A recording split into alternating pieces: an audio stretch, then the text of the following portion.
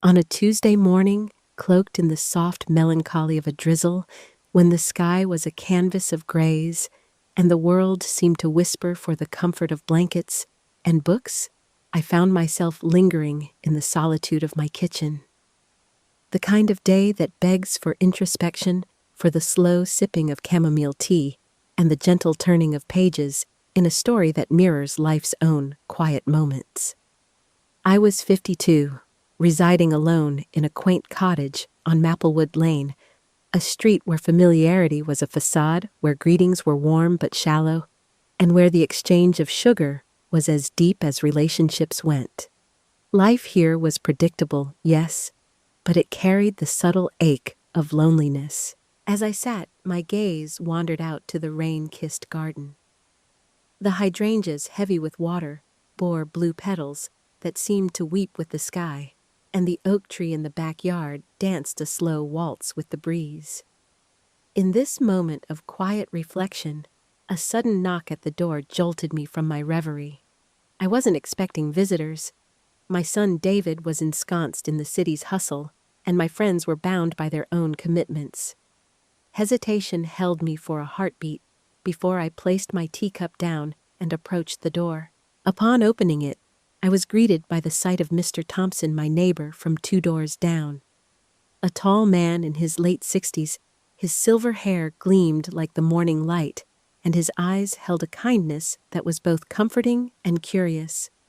In his hands, he clutched a small wrapped package, and there was an unusual nervousness in his demeanor. "Good morning, Linda." He greeted, his voice tinged with an emotion I couldn't quite place. As I opened the door, the warmth of his voice greeted me tinged with a hint of hesitation. "I hope I'm not intruding," he said, his eyes meeting mine with a gentle question. "Not at all," I replied, my smile as warm as the morning sun. "What brings you here, Mr. Thompson?" "Please call me Henry," he insisted, his smile mirroring mine. "I've noticed you've been quite the gardener lately. You must have quite the green thumb." I chuckled, the sound mingling with the rustling leaves. "It keeps me occupied, and there's something so soothing about it."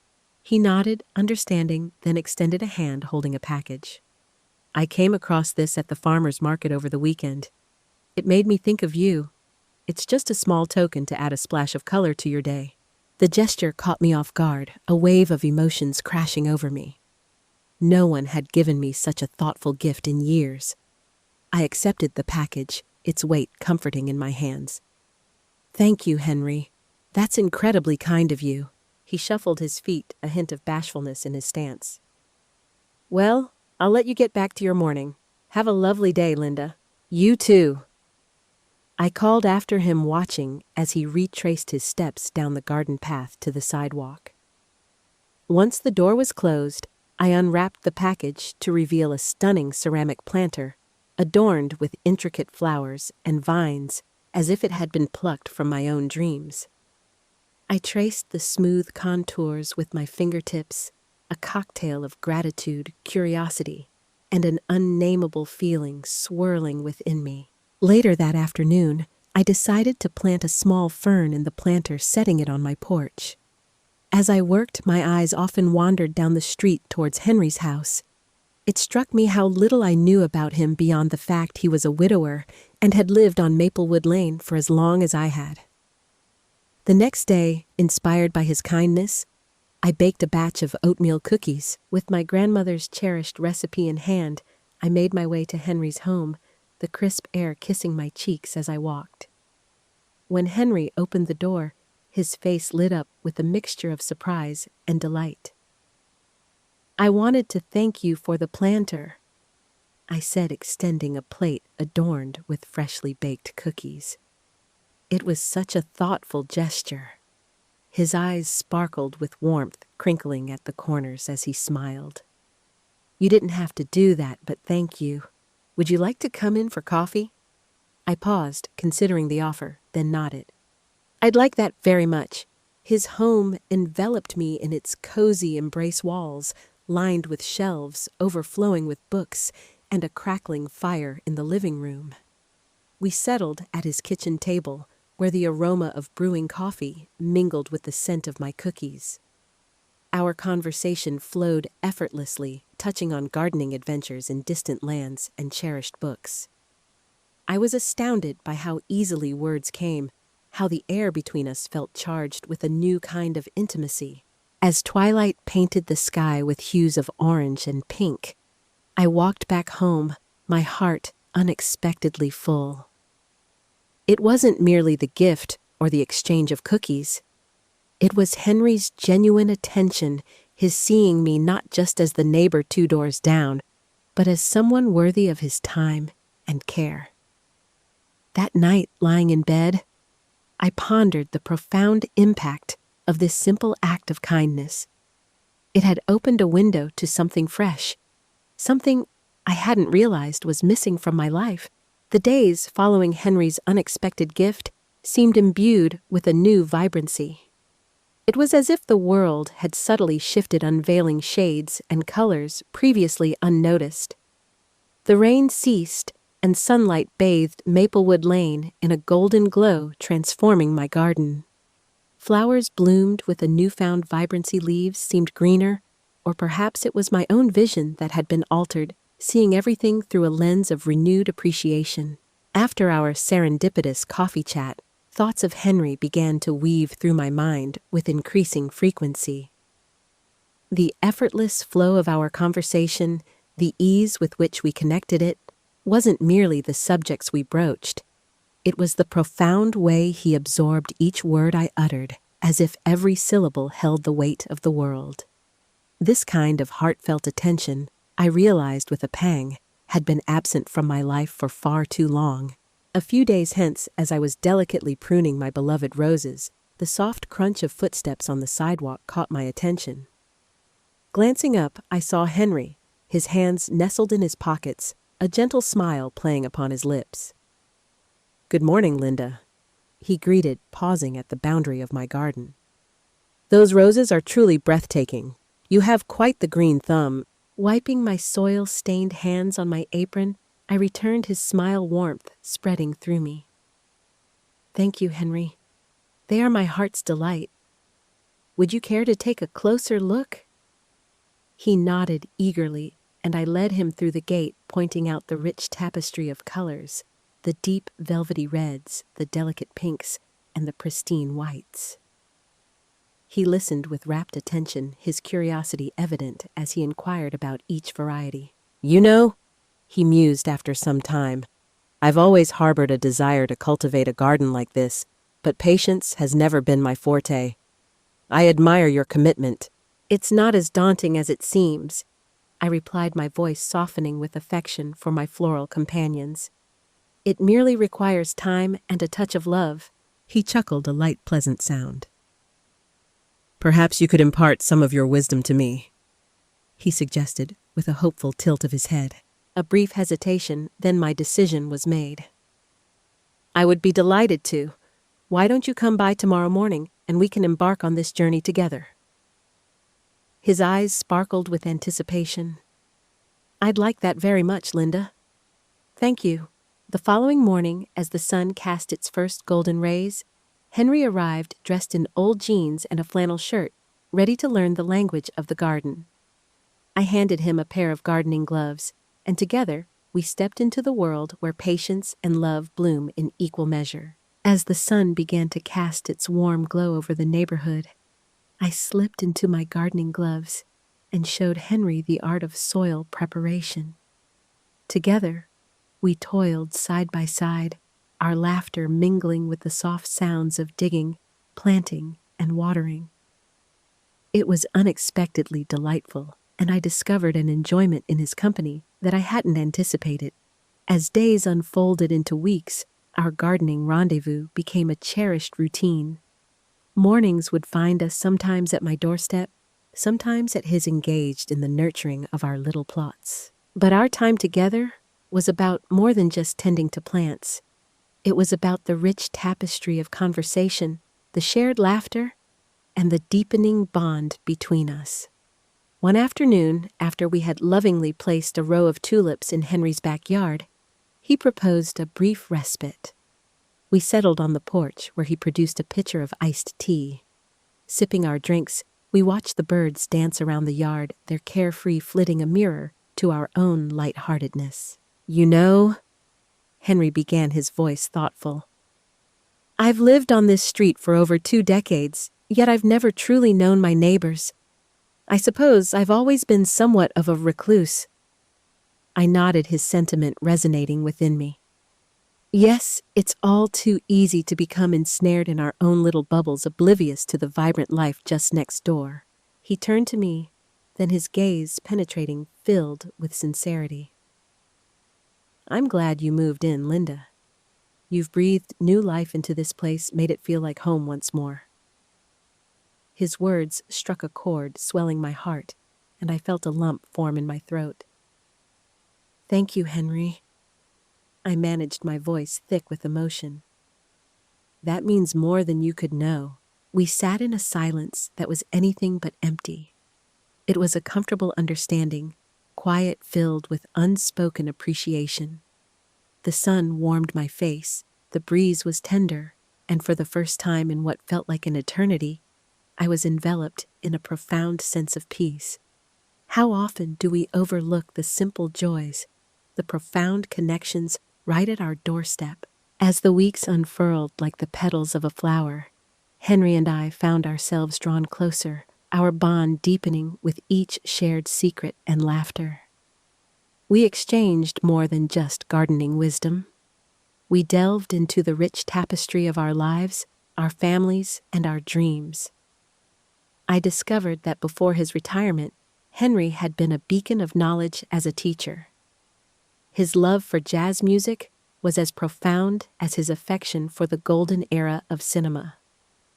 One evening, as we sat on my porch, the sun painting the sky with hues of farewell, he spoke of Margaret, his late wife. "She was the love of my life," he confessed, his voice a whisper against the evening's stillness. "I never thought I'd find someone who could stir my heart in the same way again." My heart ached, resonating with the sorrow in his words. "It's hard to lose someone you love," I murmured, understanding the depth of his loss. He nodded, his gaze lost in the horizon.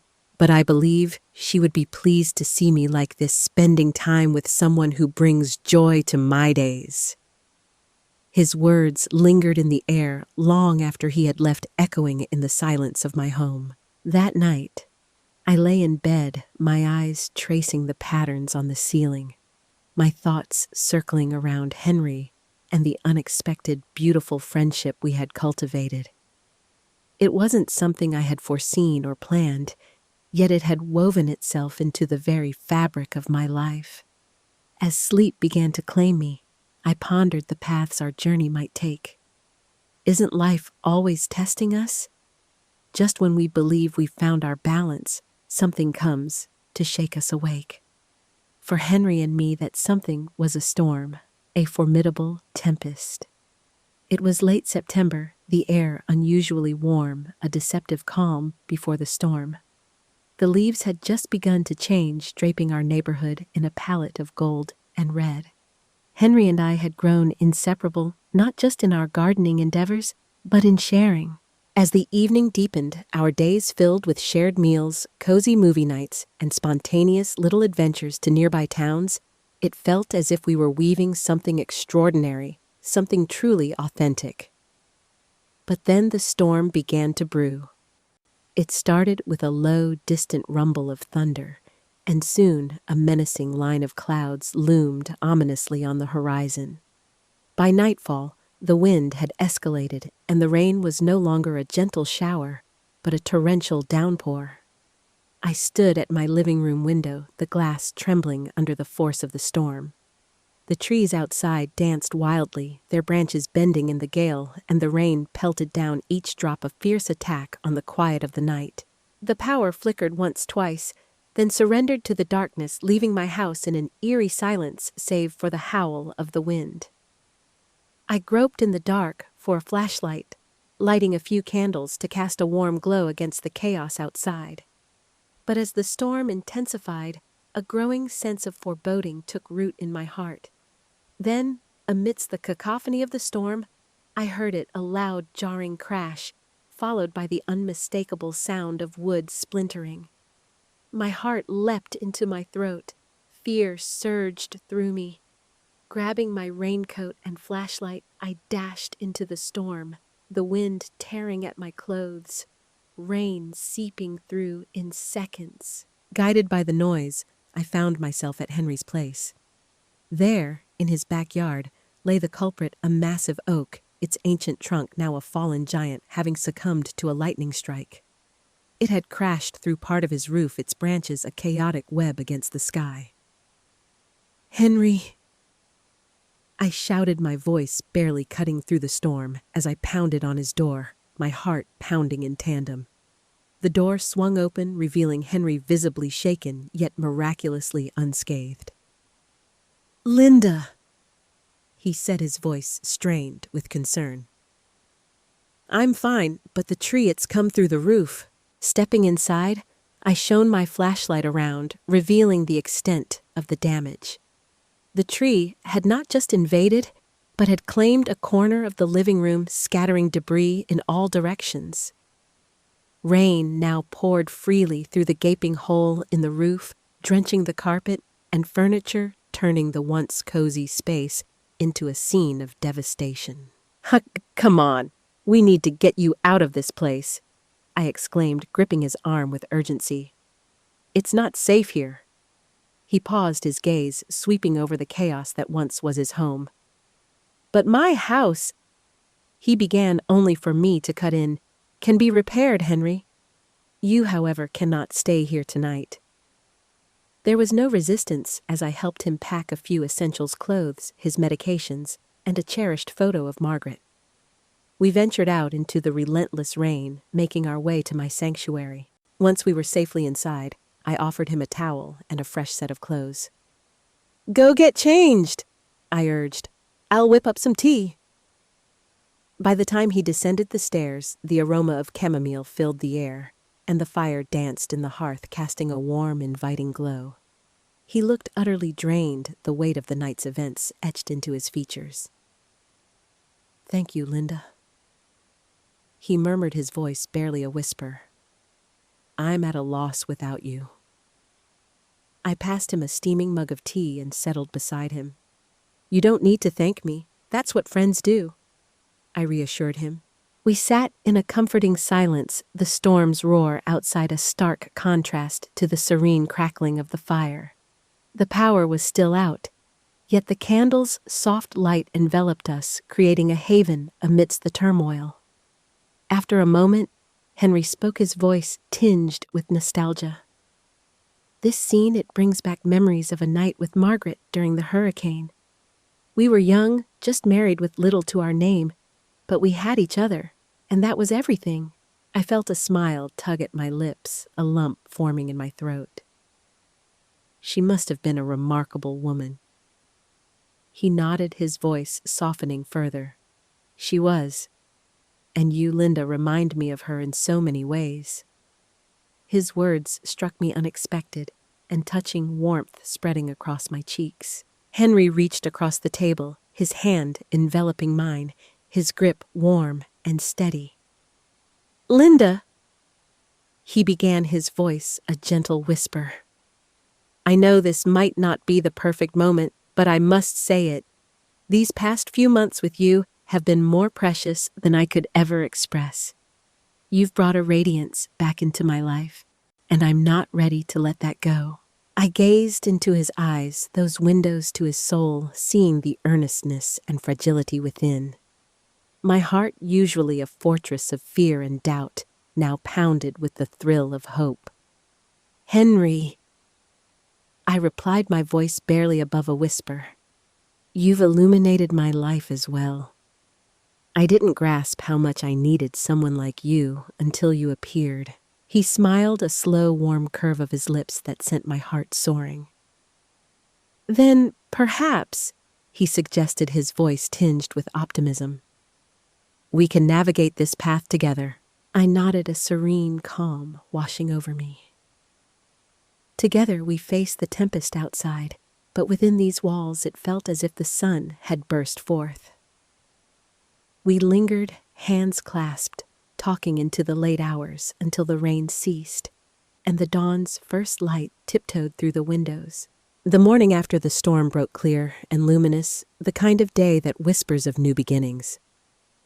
The air was rich with the scent of damp earth and the gentle decay of fallen leaves, and the sunlight flooding through my windows felt like a covenant of brighter days.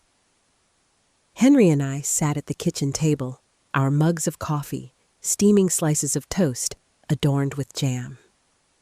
The memories of last night's revelations still hung in the air, vivid and comforting.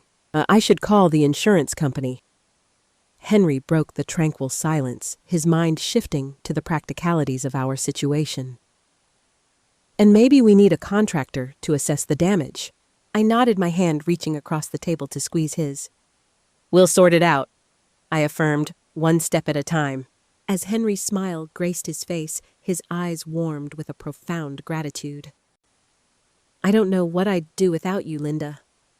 He confessed, his voice thick with emotion. You won't have to find out, I replied, my own smile mirroring his, a silent promise hanging in the air. In the days that followed, we toiled side by side, restoring Henry's home to its former glory. The insurance adjuster arrived, his clipboard in hand, to tally the damages, while a contractor, tools at the ready, began mending the roof. The labor was strenuous, yet there was an undeniable joy in the act, a joy that bound us closer with every nail hammered and every piece of debris cleared. One evening, as the sun dipped below the horizon, Henry and I settled on my porch, the gentle breeze carrying the scent of mowed grass from Maplewood Lane. The sky a canvas of pinks, oranges, and purples, merged into a spectacle that left us in awe. You know, Linda. Henry broke the silence, his voice thoughtful. I've been reflecting on our conversation the other night about navigating life together. Turning towards him, my heart fluttered like a bird taking flight. He inhaled deeply, his expression a mix of solemnity and hope. I don't want to squander any more time. Life is fleeting, and I've already spent too much of it in solitude. I want to be with you if you'll have me. Tears brimmed in my eyes, a testament to the depth of my emotions. But I fought them back, unwilling to miss even a fleeting moment of this sacred exchange. Henry, I feel the same. I managed, my voice quivering with sincerity. I have been alone for so long, not realizing how much I needed someone like you until you walked into my life. He reached out his hand, finding mine, his touch, as steady and warm as the setting sun. Then let's do this. Let's build a life together, whatever it may look like. I nodded, a sense of peace and happiness washing over me, a feeling I hadn't known in years. Together, we would face the weeks ahead, our hearts intertwined, ready to embrace whatever the future held. In the whirlwind of emotions and choices that followed, Henry's home was mended, yet he found himself increasingly drawn to mine, until it seemed as though our lives were already intertwined. We delved into conversations about our future, the merging of our existences, the dreams of travel, and the serene vision of growing old together. It was a thrilling, daunting, and utterly magnificent time. One crisp October morning, we chose to wander through the neighborhood, basking in the autumnal splendor and the refreshing chill of the air. With each step, hand in hand, I was enveloped by a profound peace, a feeling that I had finally found my true place in this vast world. You know, Henry mused as we strolled past a majestic maple tree, its leaves ablaze in fiery red. I think Margaret would have approved of you. I turned to him, surprise etched across my face. Really? He nodded, his eyes softening with the weight of memories. She always told me I needed someone to keep me lively, someone with a gentle heart and a resilient spirit. That's you, Linda. Tears welled up in my eyes once more, but this time I let them fall freely. Thank you, Henry. That means the world to me. He halted our walk, facing me with both hands holding mine. Linda, we might not be in the bloom of youth, but I believe we have many splendid years ahead of us. I want to spend every single one with you. Through my tears, I smiled, the joy so intense, it felt like a twinge of pain. I want that too, Henry, more than anything. He leaned in his kiss, gentle and full of promises, a kiss that sealed our commitment. In that moment, surrounded by the fall's magnificence and the warmth of his love, I knew this was just the beginning of something truly beautiful. As we sauntered through the sun-drenched path, the leaves beneath our feet whispering secrets of the forest, a profound gratitude enveloped me.